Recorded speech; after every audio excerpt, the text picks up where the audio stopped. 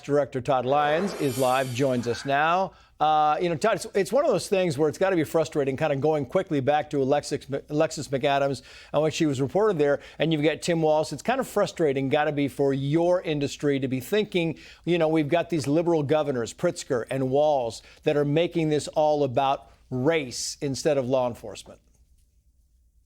No, Trace, it's really, really frustrating. Just to the fact of kind of you hear those comments that the governor just had, that you played a few minutes ago, about how they were trying to implement all these new ways to surge and attack fraud. But obviously it wasn't until DHS, DOJ, and the Treasury Department recently stepped in did they start taking this serious. And, this individual right here in Oklahoma, we really have to thank the Tulsa Sheriff's Department, local police department, and Department of Justice for indicting this individual, because you have someone that's going online constantly saying that ICE officers don't need to live, right? Severe death threats.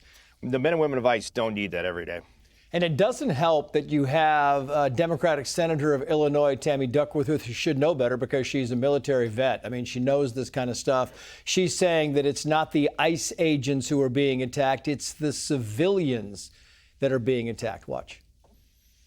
In his ideal world, Trump wants our professional military to defend unprofessional and abusive federal law enforcement agents. So let me tell you what is happening in Chicago. It is not ICE agents that are being attacked.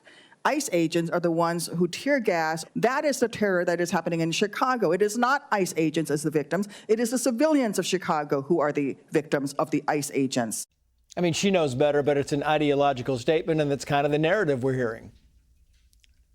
Yeah, and it's really, the political rhetoric is only getting worse, right? Every day I wake up, every morning I wake up, read the reports, and we have 5, 6, some days 7 attacks on ICE officers, ramming of vehicles, right?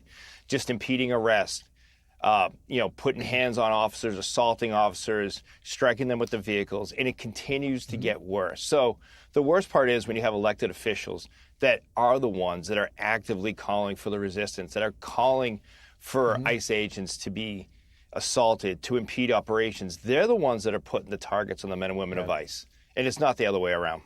Yeah, and speaking of targets, I mean, this is the thing that we used last night for Common Sense on our show. Benny Thompson, who, by the way, is a prominent member of the House Homeland Security Committee, he was saying that the National Guard shooting recently was a unfortunate accident. Watch this back and forth. Madam Secretary, you and the gentleman from NCTC reference the unfortunate accident that occurred with the National Guardsman being killed. You think that was an unfortunate accident? I mean, it was a terrorist attack. Wait. Look, I'll get it straight. Then you can He shot our National Guardsman in the head. I mean, unfortunate statement is kind of what it was, Todd. It was. And, Secretary Noem was right. It was a terrorist attack. It was a terrorist attack on law enforcement. And we have to be cognizant of the fact that there are people in this country, a lot that came under the last administration, a lot that have snuck in through the porous border at any given time, that are out there to do harm against not only the United States, but the men and women of law enforcement. And people just have to be mindful on the words on both sides of the aisle. But Secretary Noem and President Trump have made it clear that if you put your hands on law enforcement officers, if you spit on law enforcement officers, you're going to be held accountable, just like this gentleman in Oklahoma was. Yeah, I got to go, but I want to put this poll up there because I think it's kind of fascinating. This is the Associated Press on Trump's immigration approval rating. You can see there in March, 49%, now down to 38%. What do you attribute the decline to, Todd?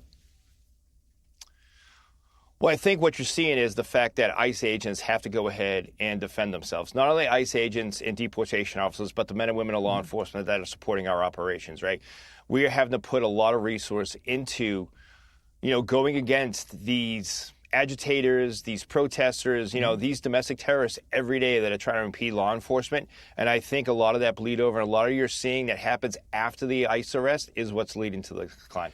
Yeah, I mean, these sanctuary policies, if they would just hand over the people they want to take, it would be a lot easier than having to go in and get them. Todd Lyons, great to have you on the show. Thank 100%. You.